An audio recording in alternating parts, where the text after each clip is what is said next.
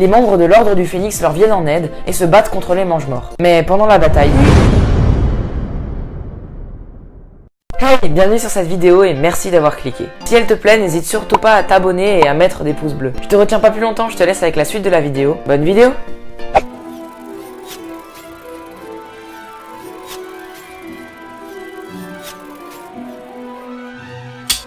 Le pays est désormais en guerre contre Voldemort et son armée de Mange-Morts. Mais en attendant, Dumbledore vient tranquillement chercher Harry pour l'emmener chez Horace Slughorn. Horace est un ancien professeur de potions, et en voyant Harry, il accepte de reprendre son poste. Ne regardez pas, hein, chacun ses occupations. Dumbledore ramène ensuite Harry chez les Weasley et le dépose dans la boue. Donc il n'y a plus aucun respect, c'est fini. Hein. Des jours plus tard, Harry, Ron et Hermione viennent voir le nouveau magasin de farce et attrape de Fred et George, les grands frères de Ron. Mais dans la rue, ils espionnent Malfoy, qu'ils voient faire des trucs bizarres dans une boutique bizarre.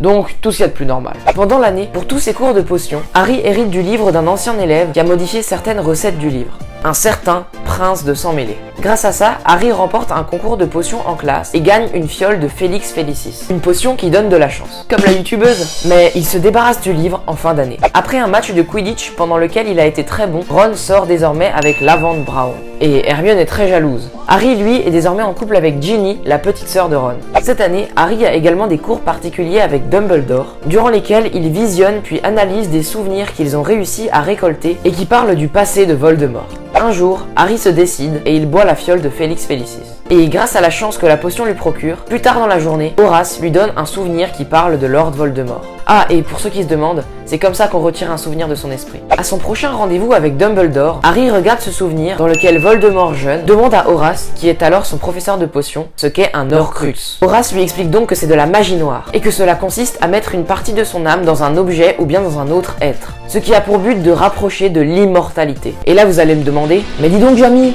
comment on sépare son âme en deux? Eh bien c'est très simple, il faut tuer quelqu'un. Dumbledore l'emmène ensuite trouver un Horcrux dans une grotte, loin de tout, dans laquelle ils doivent se battre contre des Inferi, des morts vivants. Ce qui affaiblit grandement Dumbledore. Malheureusement, le médaillon qui devait être un Horcrux était un faux, car quelqu'un était déjà venu récupérer le vrai auparavant. Pour finir, à leur retour à Poudlard, ils découvrent que Malfoy a fait s'introduire des Mange-Morts dans le château, parce qu'il avait reçu comme ordre de Voldemort en personne de tuer Dumbledore. Mais Malfoy, qui est désormais face à face avec un Dumbledore désarmé, est incapable de le tuer. C'est donc Rogue, l'ancien professeur de potions, qui s'en charge. Please. Avada Kedavra.